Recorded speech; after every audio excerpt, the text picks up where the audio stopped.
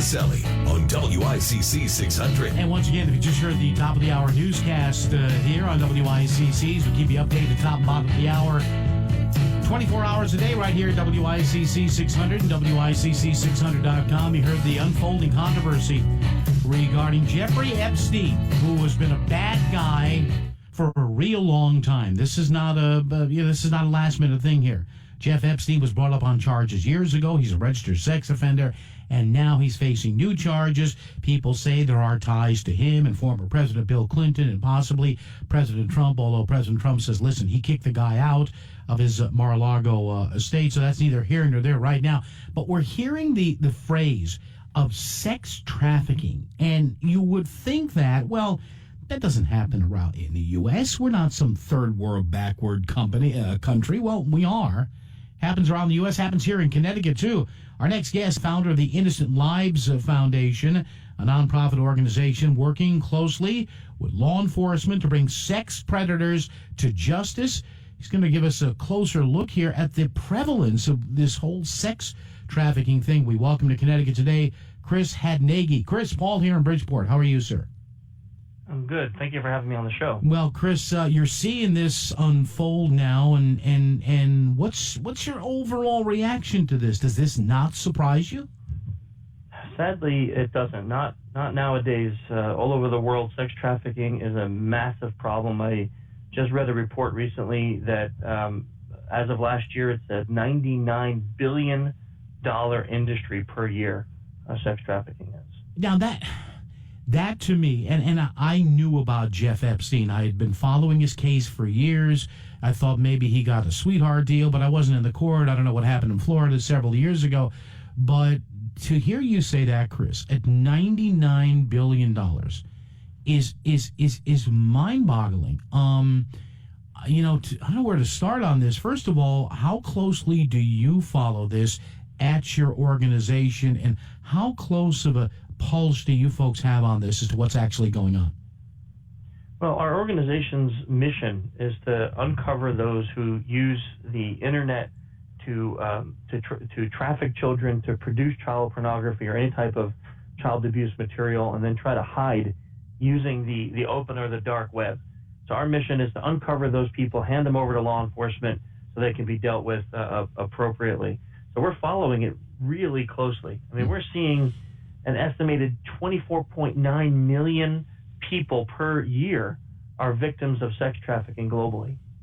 This case of Jeff Epstein, and we've had cases here in Connecticut too. I read the other day we were going over some cases here on the air, and I know people that have covered this story here in the state.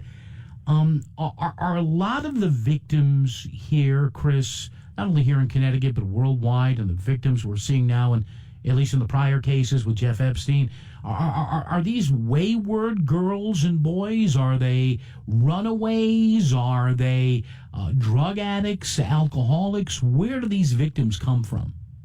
Yeah, that's a great question. So the answer is all of the above, but let's look at Epstein Sure. for a second. Mm-hmm. He's truly malicious in the way that he worked, and he targeted low-income families that were in dire straits. So just the case that came out this morning, the woman who's not publicly speaking about being abused by him, her father had died of AIDS when she was 12. At 14, the woman that Epstein was using to contact these girls is following her, realizes her family's in dire straits financially. They have no money. They're down and out, approaches her, says, I have a job for you. You want to come and just hang out with this really rich guy. You got to give some massages, nothing bad. You can make $300 a pop. Now, to a down and out family, lost her dad, this seems like a paradise answer. You're going to make some money, help your mom out, help your family out. So she goes and she does this. No mention of sex. They even said in the first couple incidents where you're hanging out, it's very pleasant. Kids are swimming in the pool. There seems like it's all good, fun and games.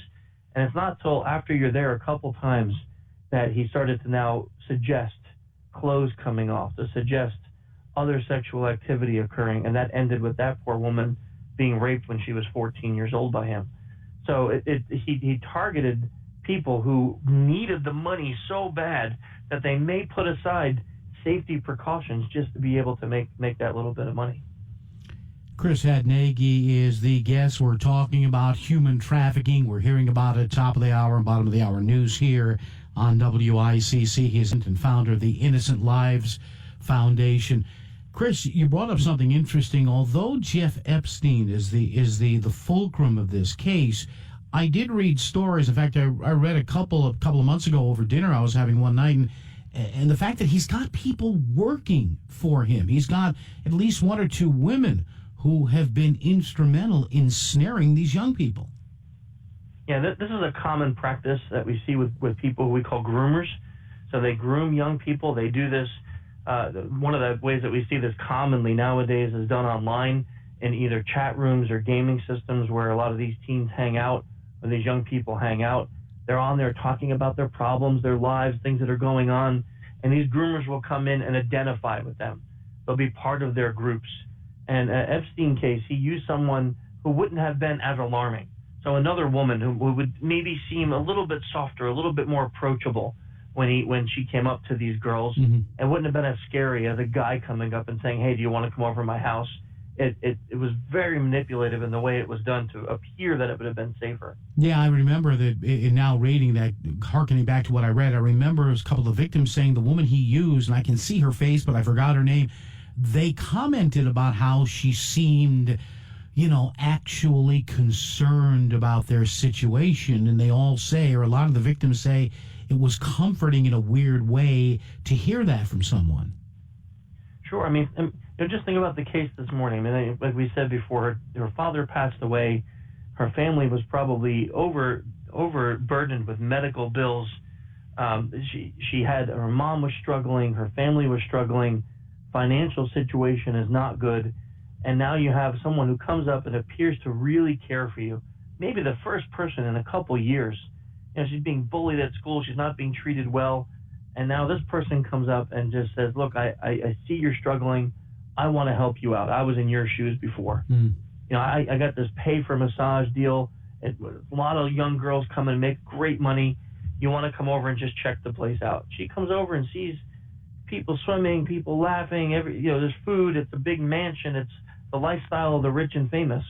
It's easy to get sidestepped by that, and for a young person to be enamored by that and to fall victim and prey to that. Do you think any of these girls, Chris, and I'm sure there's a percentage, do you think, even though they're only 13 or 14, I mean, girls, kids that age, they're smarter than their years. Do you think they kind of know what they may be getting into, but as you say, money is money? I don't. I think these girls are truly victims. I think many times when they get into the situation, they then may realize what's happening after it happens. And at that point in time, guilt and shame take over. They start to blame themselves. They start to say, I made the decision to come here. And they convince themselves that what happened to them is their fault. And that's why they don't go running to the police. That's why they don't go forward to their parents. They say, it's my fault, I deserve this. And then they want to help their family out and not lose the money. And many times, and we don't know if Epstein did this yet, but we'll probably hear he did something like this, threats are out. They're told that their family could be ruined, that they could be humiliated, that there may be pictures or videos of these things that can be humiliating to them in front of their peers and family. And they're convinced that if they go forward with this, their lives will be over. So many of them, out of fear, end up staying quiet and just complying. And the guest is Chris Hadnagy, founder of the Innocent Lives Foundation. We're talking about this sex trafficking subject that's now really lead story in the news all over the country and probably parts of the world here with Jeffrey Epstein and the allusions of all the famous and rich people that he knew and consorted with.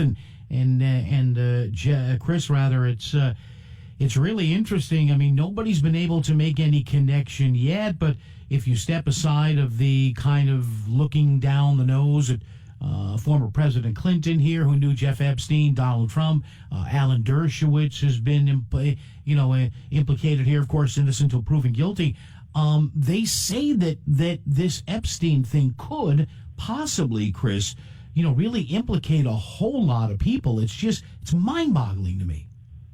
It is. It is really mind-boggling, and it just goes to prove again how power and money can put so many people in danger. I mean, think about how he walked away with almost no punishment before. Yeah, how was that possible? I mean, you followed him for years. What exactly, in a nutshell, happened there? I know he pled it down, right?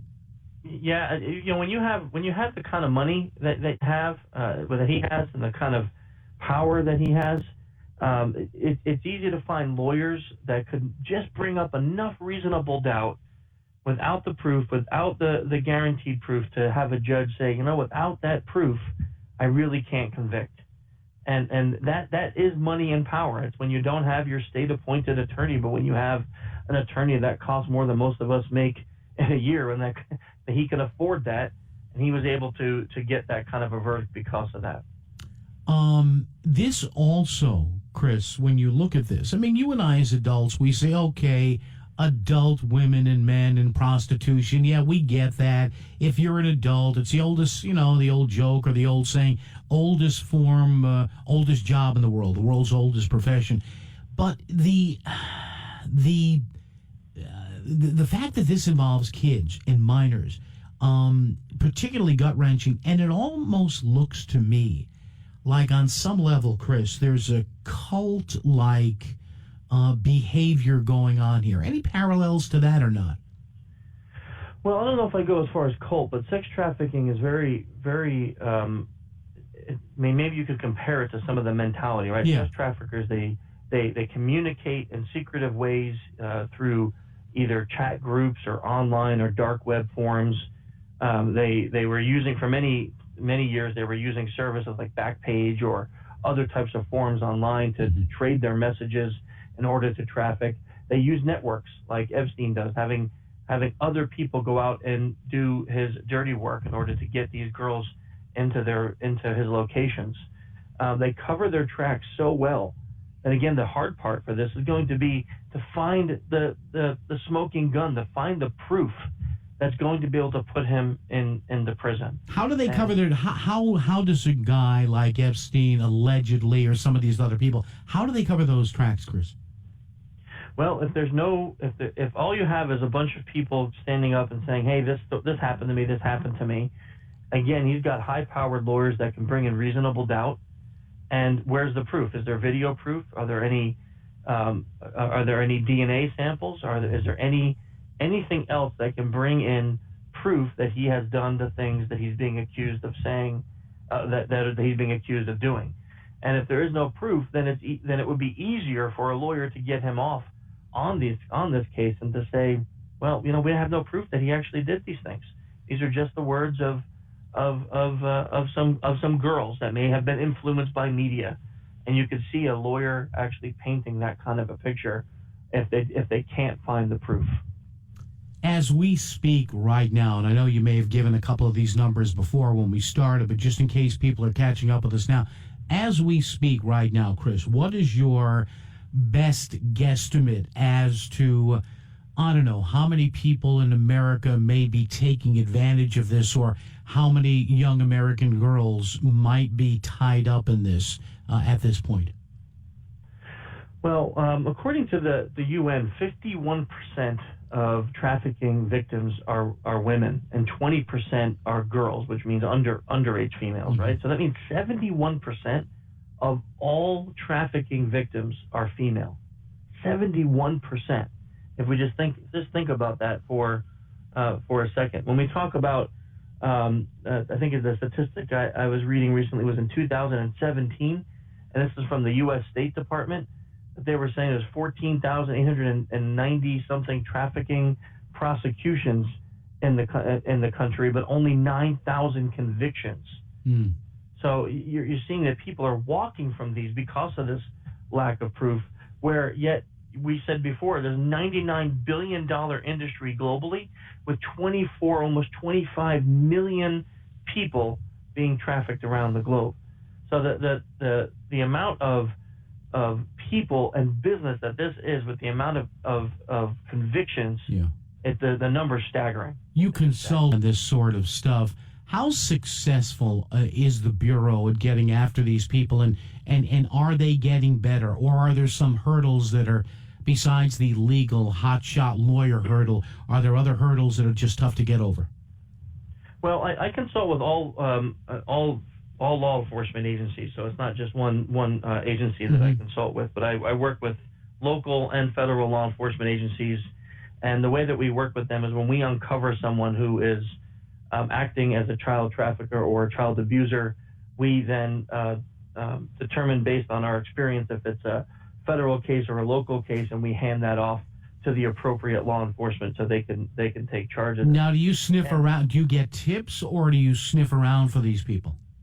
Both. So we do. We have a report a case button that sometimes people report cases to us from our website, and others is where we are actually finding these people because we know where they lurk on the internet, we know where their forums are, and we're able to track them that way. And what we found with law enforcement is that there are a lot of really great and very intelligent people in law enforcement. The problem is it's just so big. There are so many cases. There are so many people being trafficked. There's so many images being submitted to NCMEC per year.